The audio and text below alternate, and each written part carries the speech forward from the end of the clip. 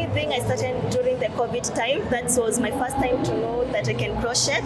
So after COVID, it was just a hobby because I was curious. So I can just make this thing happen. After that, it started selling. I was advertising.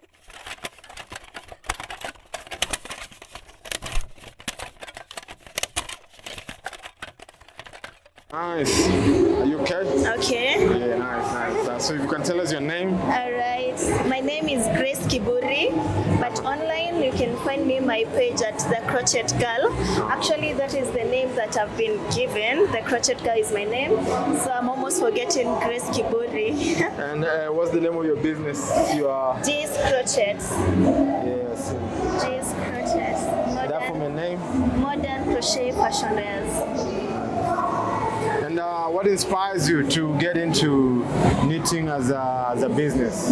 Well, what inspires me is just to bring about a new version of knitting and handmade fashion wears, whereby you don't have to think of the olden or traditional fashion wears. So I'm trying to make them as modern as possible, as accessible as possible. That's why you're also online and coming to such events to make my audience more bigger and to get more people to know about what we are doing. Why make us fashionable for the winter? What about keeping warm are you passionate about? Yeah, so what I'm passionate about is people looking good in all seasons. You don't have to wear just anything just to cover up or to keep warm. You have to look fashionable. You have to warm up your mood, because I believe that the more good looking you are, the better your mood is, and the better you can express yourself in good styles. That's why I'm up to making better styles for all seasons. What made you what caught your attention with especially the sweaters? Were you well dressed as a kid in sweaters? What makes you pick these? Because you can pick socks, you can pick scarves, jeans. Yeah, because I was like, sorry. Hello, is my people. It's okay. So about the sweaters, I was just curious to know what can I play around, because I'm a very creative person. So I was like, how can I play around the fashion? The scarves too, I'm trying to come up with something. But for the sweaters, you see, I can play around the Ankara part. I can make them more modern, versatile in nature. You can rock them for any event. So for me, I was like, let me try out the sweaters. Nice. Tell us about the scarf. Yeah, so the scarf, it's unisex. You see, it's light to carry in case you feel like you can put it in your bag. You can easily put it in your bag. You can rock it in any color that you feel like. Whether you're having a coat, you can just put it comfortably on your coat. It's something to blend in with any fashion. Nice. When after you had the idea to do this, yes, and from the time you had the idea to the time you started executing, yes, and implementing, okay, what challenges did you face stepping into it? Okay, there are a number of challenges, especially for startups. First is the pricing. You don't know whether you're too high or you're too low. Sometimes you're underpriced, sometimes you're overpriced. But with time, you get to know how to play around your prices. Another thing was to get the target market, because now, by the time someone is understanding what you're playing around fashion, they'll be like, this, my shosho can make it for me. But so now trying to make it come out the fashion industry was a challenge, but at least now it's not so bad. People are appreciating it, because now I'm selling to people going for vacations, for beach wears, I'm selling for the summer wears. There's some I'm making for outside the country for summers, so it's at least getting the attention I was looking for. Nice. And what are the business lessons or the advantages that cause there's the downsides? Yeah. What are the upsides? What have you learned as a businesswoman, as getting into it? What are the lessons that you are like, that's a gem right there? Yeah. So for the lessons, I've learned to be consistent. If you after something, you just have to be consistent. It comes with challenges. You feel like giving up. You feel like it's not worth your time or your tribe. But the moment you're consistent and you know exactly what you're going for, the people will get to know that you're serious with what you're doing. And another thing is to be confident in yourself. Know what you're doing and go for it. Try to get the mentors. For me, I have mentors who try to tell me this is wrong, this is bad, this is right. So having mentors who have made it in the industry, at least it's something that can keep you up on your feet. Where does the confidence come from? Is it a born thing? Were you raised well? How do you cultivate that?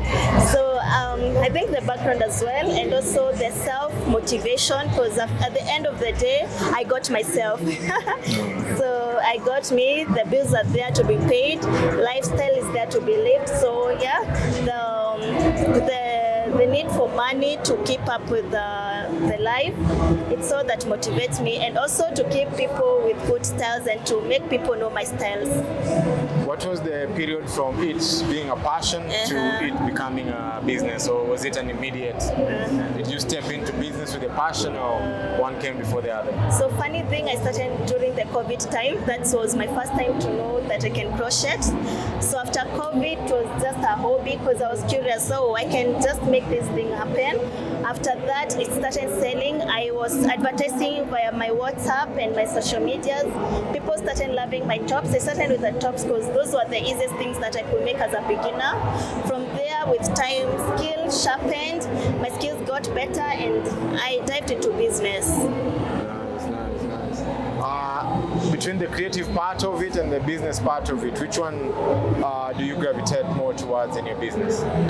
For me, it's the creative part, because the creative part is what makes everything unique. Anyone can crochet, anyone can just pick a hook and make something, but the creative part of it and how to go about it is what sets everything apart. Nice.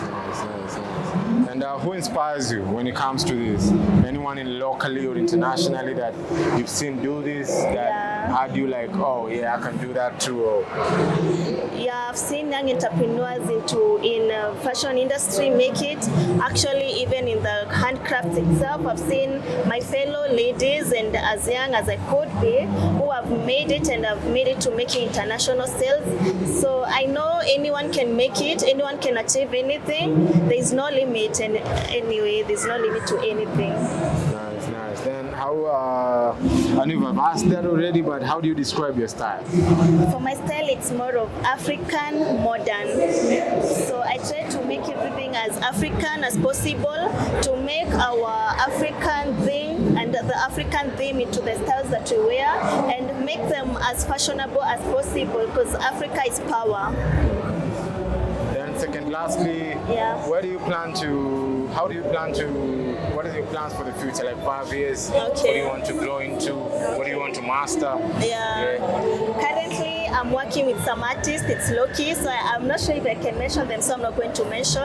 I'm working with some artists whereby I hope they're going to use my brand in their song recordings, which will make me grow better, and will also introduce more people to my style and make people understand that this is a style that can be rocked by anyone. So by that, I look forward to dressing bigger people, making my styles more unique, more authentic, and more loved by people, because to be more creative. Is that the music industry you're trying to venture into for product placing? So not really the music industry, but the influencers, trying to get to influencers. I hear you.